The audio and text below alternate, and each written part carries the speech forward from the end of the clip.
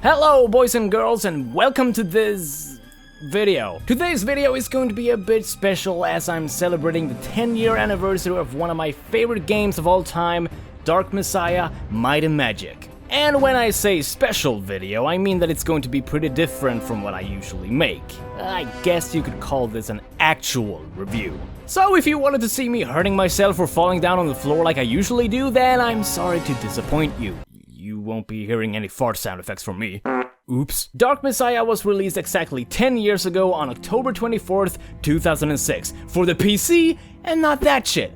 It was developed by the creators of the Dishonored games, Arcane Studios, with the help of Floodgate Entertainment and published by Ubisoft. It's a first-person action role-playing game with the sole purpose of beating the crap out of everything. Slashing enemies, making shit explode, go through dungeons, laugh at people tripping, and throw shit at people. You know, like your common video game. It was made with the Source engine and let me tell you, it really shows.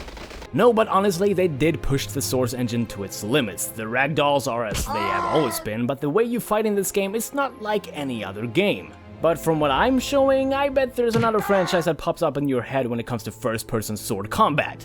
Yeah, you're probably thinking about the Elder Scrolls games, but let me tell you something.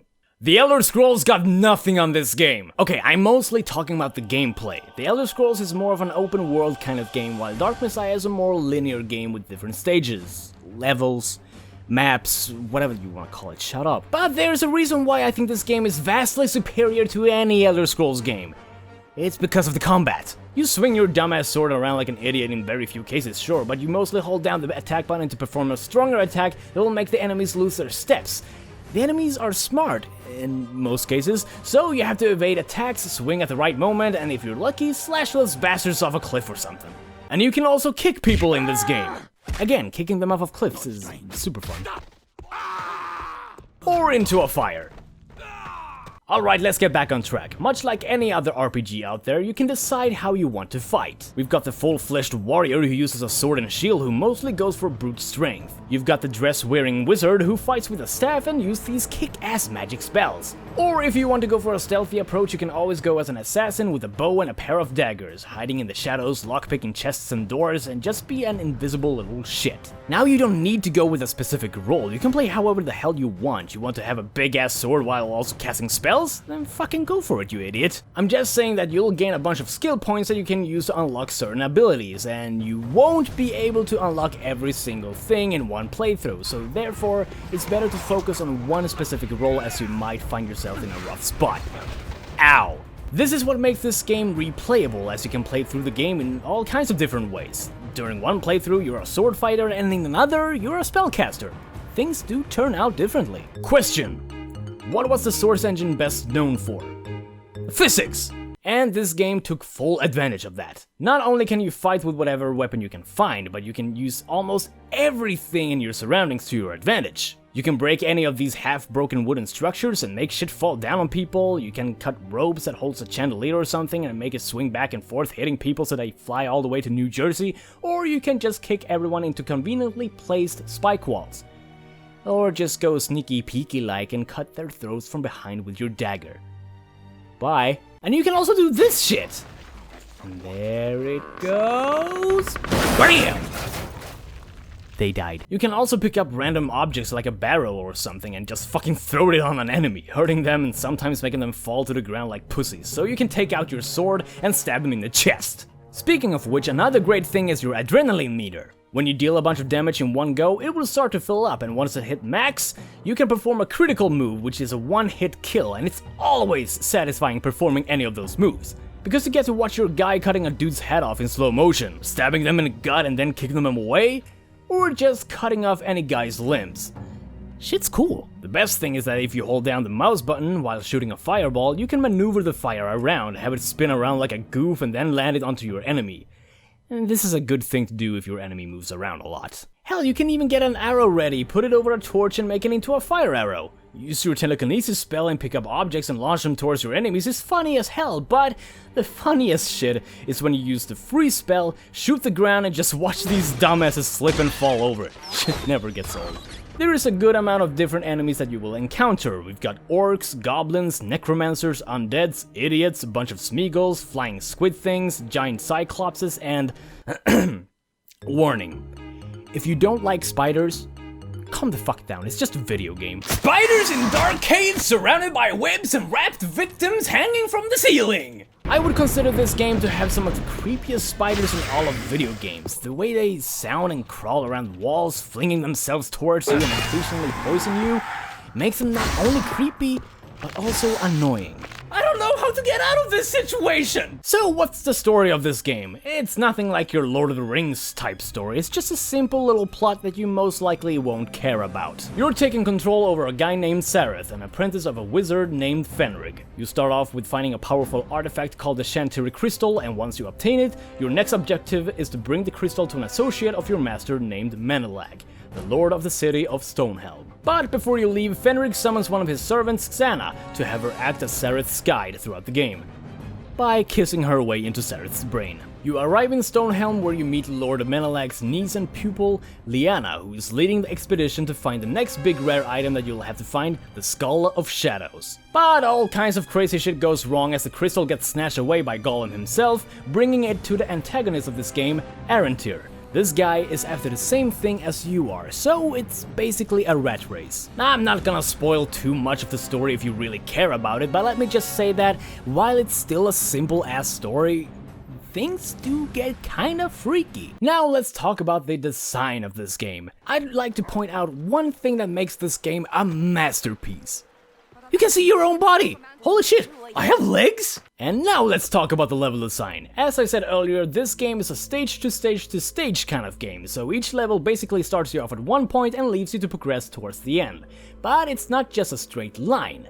In the beginning of the game, you get to roam around in an area of the city, and you can just take a look around looking at people who thankfully aren't as cardboarded as those games. Well, I gotta say, these guys really do like to start off the levels on a fucking boat. At one point in the game, you will receive the rope bow that you can use on any wooden surface.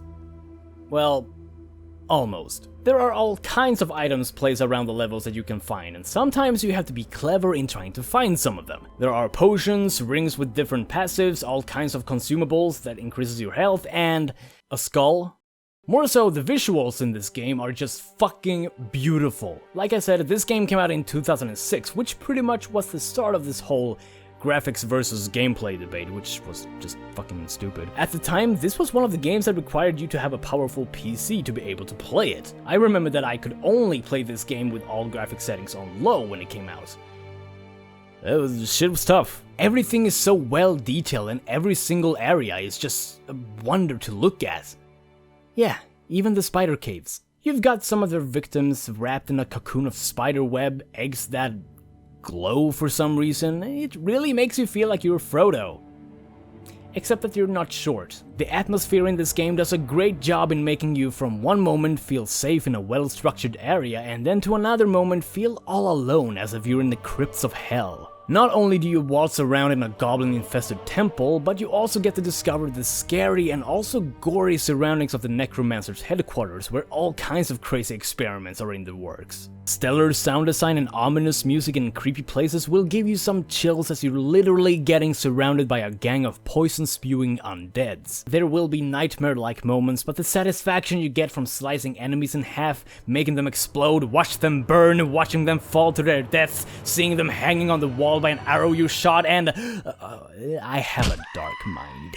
But even after all the good things I've said about this game, there are of course some flaws. Sometimes enemies can give you such a beating that you just end up devouring health potions and whatnot, which can become an irritating thing. But hey, if you're good, then you're good. There can also be some buggy moments where you can't land a heavy strike because of some glitched spacing, causing your attack to be interrupted. And jumping in this game can feel a bit scary as you really need to stop and take a few steps to get momentum before you can jump across something. The rope bow can sometimes get you stuck on walls as it can get pretty buggy. I'm just gonna hang here for a while, I guess. Either way, Dark Messiah Might and Magic excels in the gameplay portions, especially the combat. It looks graphically impressive even to this day. It's fun to just toy around with your enemies and kill them in all kinds of different ways. But the big question is, why the hell did nobody play this game? Because of fucking this! Look, I don't hate the Elder Scrolls. Don't crucify me. Dark Messiah got overshadowed by Oblivion as it came out a few months before Dark Messiah did, and people were still riding the Oblivion train when it came out. It's just that people are worshipping the Elder Scrolls games as these godly artifacts of wonder, but it's supposed to be like the modern RPG of our time. But all I can see is this bland, stale as fuck, and motionless pile of nothing and a beautiful as fuck world that you would just love to explore. I've always said that you would wish that the Elder Scrolls had the combat mechanics like Dark Messiah, and this is what I truly believe. And if someone disagrees with me, then I'll just kick you off a cliff or something, I don't know. And whenever I mention Dark Messiah to anyone, they look at me as if I'm fucking stupid or something, like, what the fuck are you talking about? And I'm like, yeah, go play it, right now. And when they do, they fucking love it! Look, it's very unusual for me to make an actual review of a game without having me hurting myself like an idiot, so I'm telling you, no, I'm ordering you to get Dark Messiah on Steam. It's only $9.99 US, and if you're in Europe, it's only 4.99 euros. That's nothing! Do yourself and me a favor and play through this game, because I honestly would love to know what you guys think. If you like it, awesome. If you don't, that's alright too. I'll just never accept you as a friend. It's a spectacular, beautiful, atmospheric, and most of all, a fun-ass game. It's definitely the most overlooked game in this past decade. Thanks for watching this video, and I know that you expected me to be all silly and shit like how I usually am, but I really wanted to give this game justice because it is one of my favorite games of all time, and I really want people to know about it since it's a really underrated game. But hey, I want to know what you think, so post a comment below, like it too if you want, and subscribe! And you should also follow me on Facebook and Twitter as I'll be posting news, updates, and other random shit. See ya next time.